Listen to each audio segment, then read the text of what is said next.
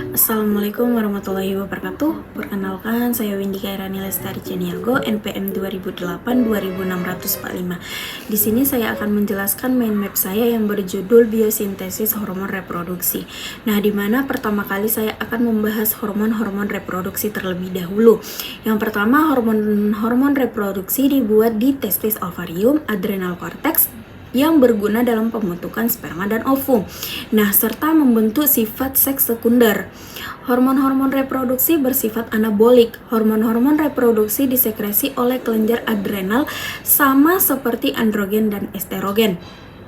Berasal dari sel-sel zona reticularis dan zona fasciculata yang berperan dalam pembentukan sifat seks sekunder.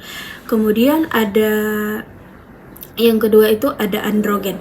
Nah, di mana androgen ini terbagi menjadi 3. Yang pertama ada sumber androgen, lokasi DHEA dibentuk, dan hasil sintetik androgen. Kemudian, kalau dari pengertian dari sumber androgen tersebut berasal dari sel-sel zona reticularis. Pengatur androgen adalah ACTH. Nah, fungsi dari utama androgen adalah membantu membentuk karakteristik atau sifat sekunder pria. Kemudian ada lokasi DHEA dibentuk. Nah, dehidroandrosteron atau DHEA dan androstenedion dibentuk di gonad dan adrenal. Nah, di mana adrenal merupakan sumber utama DHEA pria dan wanita.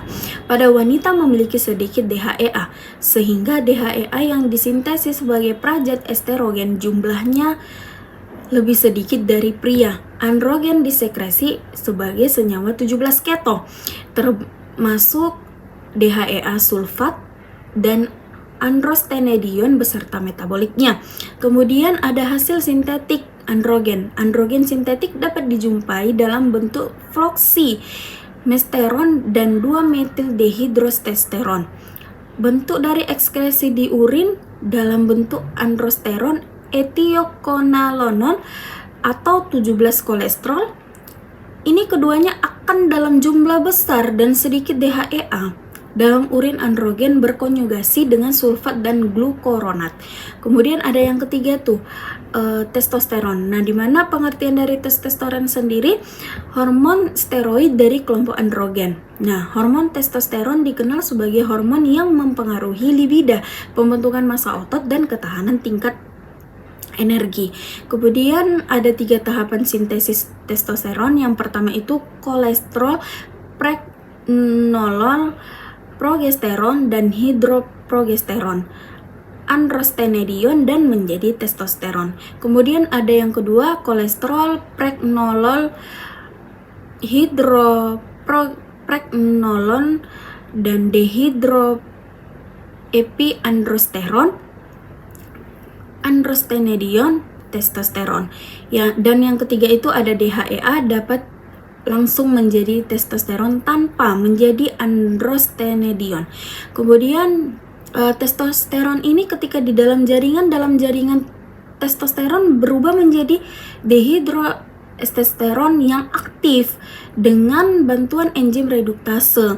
Dalam plasma 99% testosteron terikat dengan protein, membentuk testosteron binding protein. Selanjutnya akan meningkat pada kondisi tertentu seperti masa kehamilan dan pada saat pemberian estrogen atau guna penurunan kerja androgen.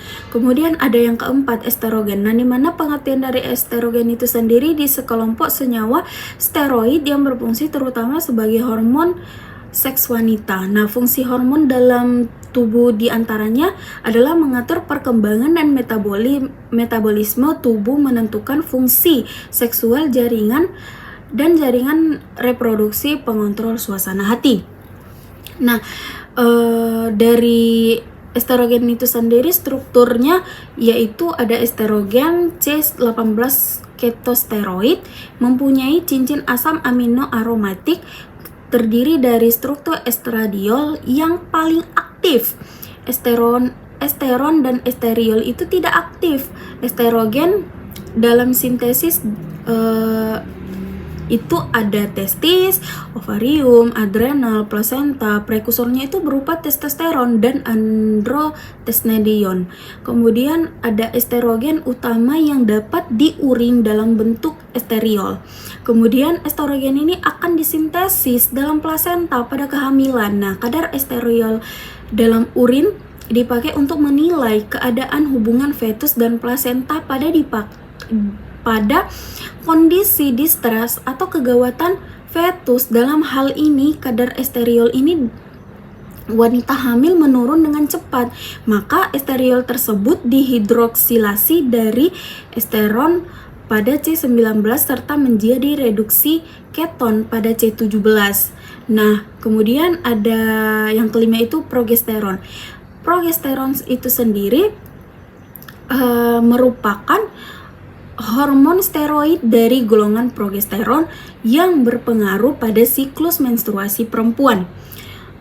Nah, di mana dia itu akan dibentuk di crop lutein, sel graft, dan plasenta sebagai prekursor hormon-hormon C19 dan 21, dibentuk oleh pregnolon trimetilandrostenolon yang merupakan analog pregnolon dengan sifatnya menghambat progesteron. Kemudian yang kelima itu ada hormon chorionic gonadotropin. Nah, di mana itu sendiri yang pertama itu berat molekul HCG. Nah, di mana berat ini memiliki molekul antara 36.000 sampai 46.000 serta secara strukturnya itu merupakan 127 hormon reproduksi glikoprotein. HCG memiliki kekerabatan dengan LH, FSH, dan TSH. Memiliki subunit alfa identik. Nah, subunit alfa identik ini dapat berikatan dengan subunit beta yang berbeda yang memiliki aktivitas spesifik.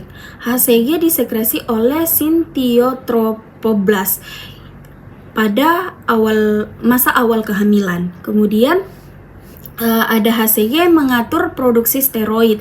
Dan di mana HCG dapat mengatur produksi steroid ini dalam fetus, termasuk produksi dehidroandrosteron atau yang melalui kelenjar adrenal fetus dan produksi testosteron oleh testis.